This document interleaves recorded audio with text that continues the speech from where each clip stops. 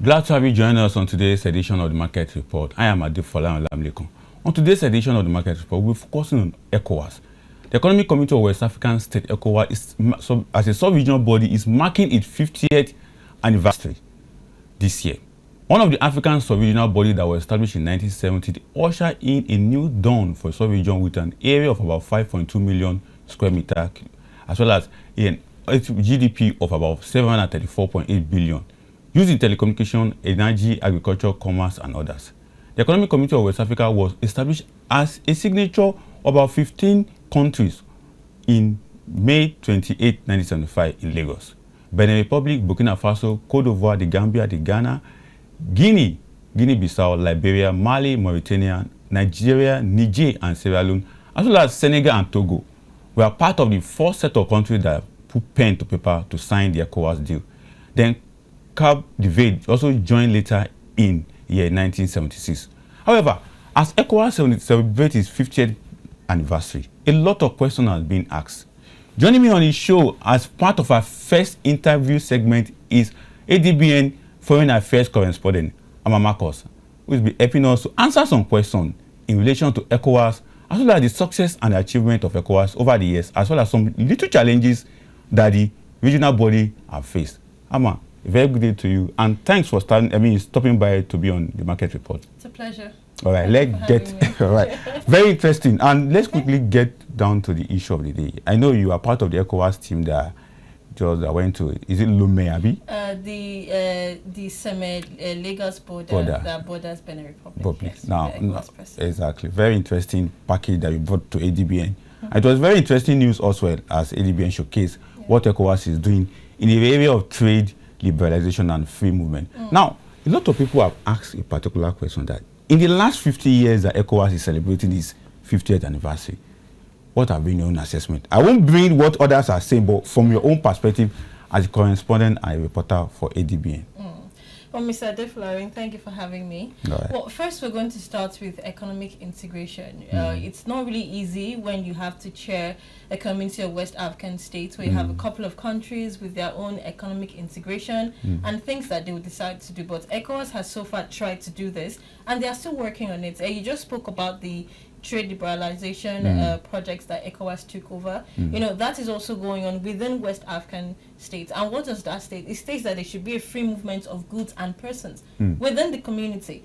Goods meaning goods that are homegrown and are, you know, goods that have been developed locally. They should be able to move freely within ECOWAS zones. That is all about the free trade liberalization. Of course, that does not mean the absence of documentation. Exactly. I'm even coming to that because because a lot of other African countries who have tried free movement and the rest of them have their challenges, and ECOWAS is not isolated from these challenges. But I will allow you to land on that aspect before I push into my question. All right. So, you know, like I said, you know, it also pushes for proper documentation. And we're trying to see how people within the community can have one voice. And that also comes to economic integration as well. So ECOWAS is also trying to see how we can work together to make sure that these is also a part of the things that it could say, oh, we have done this for West Africa.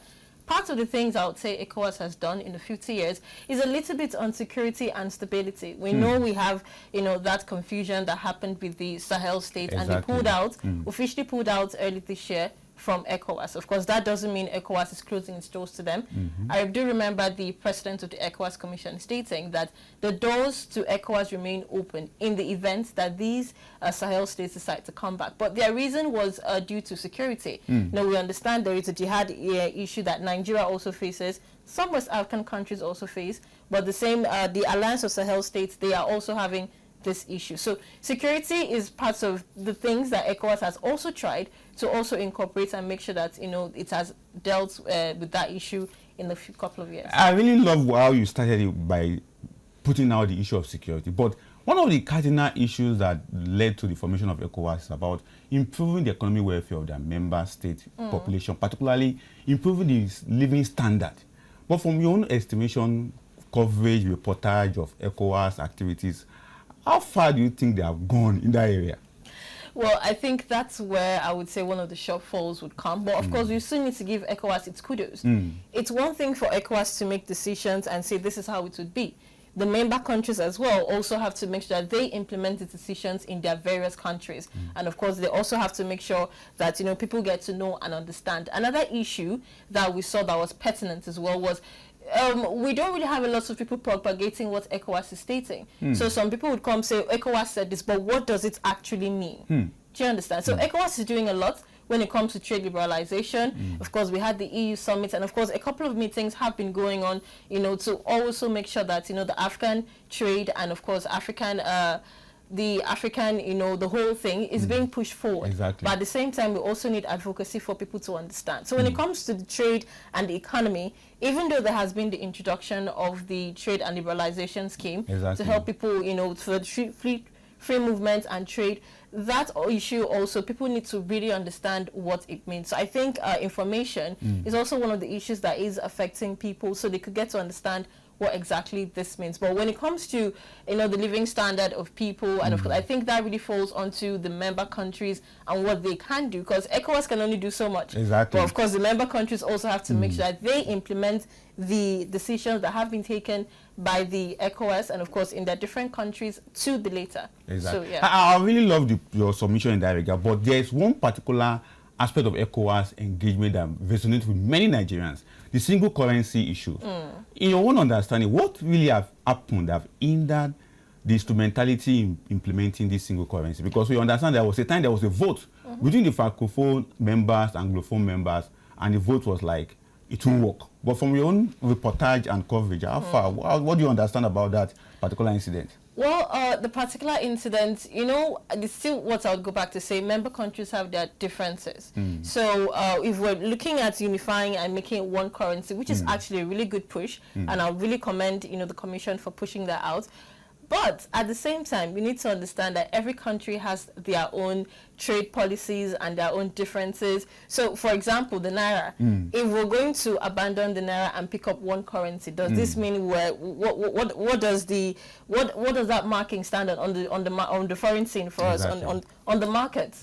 Does that mean we're going to leave Naira? Of course, the standing of our Naira is not the same with the currency used in Kenya, the currency used in Libya, in Namibia. So there has to be that, naturalization across board, across our different currencies first, before we can now say we want to, pick up one independent, currency to use across the African region. It is a good thing, but like I said, it goes back to the, the countries, the individual member countries themselves. It is still something ECOWAS is still trying to push, and we're hoping in the near future, hopefully when we're celebrating the next anniversary, it will be one of the things we'd say, yes, we have been able to achieve this. But yes, but at the same time, each individual currency has its standing on the forex market. So we need to see if there's a way we can, unify that before we can now say, fine, this is the currency we are all using.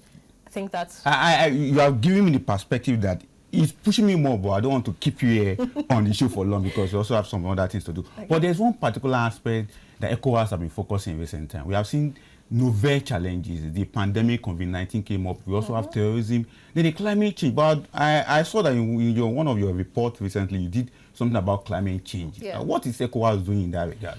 Okay, so recently ECOWAS had the meeting with meteorological agencies and hydrological agencies across, the West African region. You would agree with me, 2024 was on record, the hottest year on record. Exactly. And I'm thinking 2025 will be the hottest, because year on year we're seeing, since the rise of the industrial age, year on year we're seeing a rise in temperatures. So if we're seeing rain, is record rainfalls, record tsunamis, and record heat temperatures. So this, in line of this is why the ECOWAS Commission, they came together recently in Abuja to have this meeting. Let's look at our hydrological services. We had NIMET also represented by its DG. We had the Minister of Aviation in that meeting. So issues were brought up. These are issues that are affecting our climates. Of course, it's affecting the whole world, but let's start home first, okay? So they had members we could see members from Senegal. We have people from Guinea, and the rest of them come together, all the meteorological agencies. Let's see. So they had a study from 2019, which ended last year. So it was a cumulative study of, the changes, the hydrological changes that have been going on in the West African region.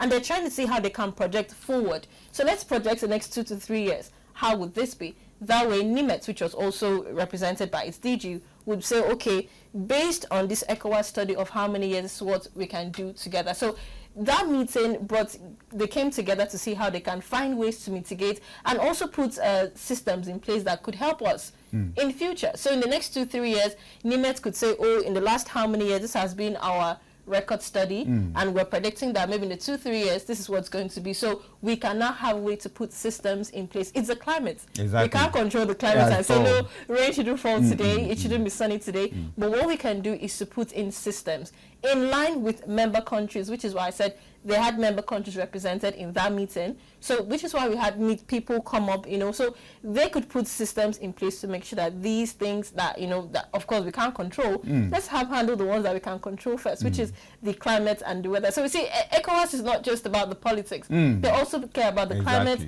and the people, and of course how things are affecting people in the different regions around. It would also interest you to know that there are other meetings that ECOWAS is still having on the sidelines. So ECOWAS is also trying to make sure they cover all bases and see how, along with governments in different countries, they can work together to make sure that things are getting better. I'm so impressed with your outing. I think you are quite very intelligent in that regard, bringing up this perspective of ECOWAS at 50. I'm very, very impressed. And when are we pumping the champagne?